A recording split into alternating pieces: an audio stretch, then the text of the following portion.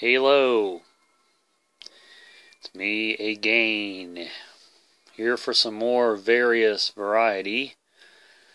No real theme to this, other than just more or less some pickups that I've picked up in my pickup. Actually, I don't have a pickup, but if I did, I'd use it. So anyway, the first thing I was really excited to see, and I actually had this in my mind. Oh, I should look through the soundtracks. I might find it. Probably won't, but is The Breakfast Club. And my girlfriend picked this up, I don't know, a couple months ago, and was ecstatic because she'd been looking for it. So, of course, we play off each other, and I had to be a smart aleck, and I had to look for it, so I found it. This one I'd seen a few times different places, and I don't understand why I didn't get it already, but I finally did. Oh no, it's Devo. I have all of their albums previous to this one, and I think I have the one that's after this one, which I think it's called Shout. But this album is like one of their best ones, even though all of Devo is good as far as I'm concerned. And this one has Peekaboo on it, which is one of my favorite Devo songs. And it also has, if it can go back in there, please go back in, please. It has That's Good, and seemed like there was another one. Big Mess, maybe? Anyway, it came out in 1982, and, you know, it's Devo, so how could you not like it? This was another one that I actually did not have. It's not this clear sleeve. Put this back. Another one I did not have. I think I have the CD, but I'm not even positive if I have that. Weird Al Yankovic, Even Worse. And this was the takeoff on the Bad album cover. This has a lot of good ones on it too. Fat, which was the parody of Bad. I Think I'm a Clone Now. The song is just 6 words long. Lasagna. Velvet Elvis. Can't go wrong with Weird Al. I mean, I've got a few of his. I think this might be the latest one that I have on vinyl, but I pretty much have all of his other stuff on CD. I don't even know. I know his new one, Mandatory Fun, is out on vinyl because I have actually seen it. I have the CD, but, you know, to have it on vinyl would be cool, would it not? Watch me make an avalanche here. This one is, I don't really know what it is. I just bought it because it's cool. Enchanted Journey from Cam and Cher Floria. A new musical adventure in the land of Pilgrim's Progress. It's a Christian kids record, and I really, really like the back right there. It's got all kinds of good stuff there. It sort of looks like a game of Candyland or something. I guess it'd be Christian Land. And then this one, Gus Valley, The Greek Way. It's just an awesome cover. And all the instruments they're playing, I'm sure that's going to be good. It might even be beyond good. First song is called Kiki. This one was, it seems like I might have one other album on vinyl from this group. I'm not sure. The Raspberries. This one's just called Fresh. I have their greatest hits on CD, and Paul Stanley of Kiss says this is one of his favorite groups. So that's really what got me into them, more or less. This is one I did not have as well. In Search of Eros, Rod McKuen. Eros, I guess how you pronounce it. Loneliness and Love in the Age of Eroticism. And I've been finding a lot of Rod McKuen lately. Since I was made aware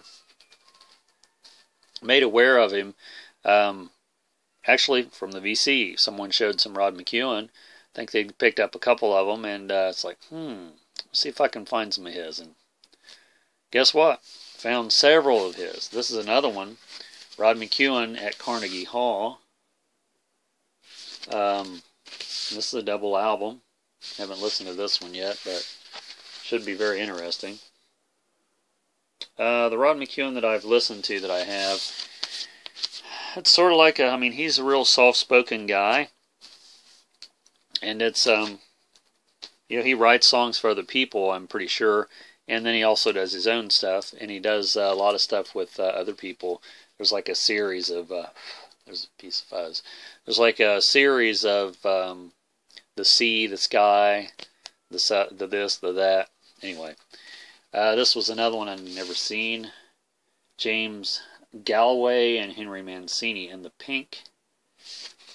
And, we're both on a Henry Mancini kick. Me and Kat, that is. And this has the Pink Panther theme, Breakfast at Tiffany's, the Thornbirds theme, Baby Elephant Walk, Speedy Gonzales, so on and so forth. This is another one. I'd seen this one at record stores, and it's like extremely overpriced.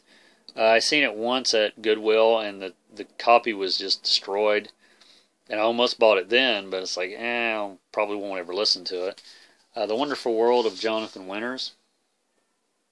And this is a really good copy. I got this at thrift store. And I thought, I'll go ahead and get this because, one, it's on Verve, and two, maybe I have a little more open mind than I thought I did. So, probably will listen to it. This is another one that I have one other of his on vinyl and a couple CDs. Johnny Guitar Watson. And this one is called Ain't That a Bitch? Or a Biatch. And probably is. Looks like there's a few of them there. Anyway, this is Records Played to Death, and it needs cleaned. But Frank Zappa was influenced by this dude. So that's sort of why I got into him in the first place. This one I bought alone on the cover, but I do have quite a few of their other ones, and I really like their piano music. It's Franny and Teicher. But this cover is just, really? You can't just leave it there. It's too wonderful to leave. And look, they're smiling. They're so happy that I brought them home. They weren't smiling at the thrift store. They only smiled when I brought them home. So anyway, some good piano music. Piano Portraits is the name of this one. First song is called Disney Girls.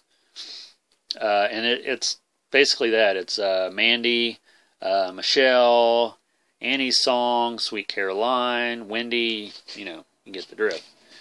And the last one I'll show in this segment will be, this one's called When I Die by the Motherlode. And I looked at this and I thought, I don't know what that is. It looks sort of interesting.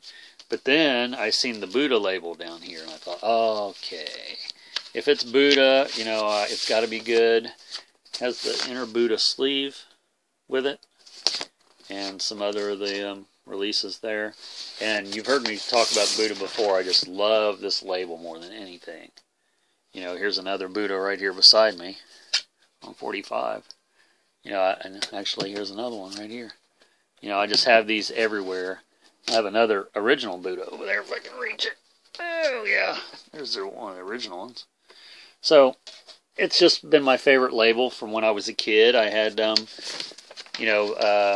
Yummy Yummy and Indian Giver on 45, which I still have, and more than one copy. So I just had to pick that up.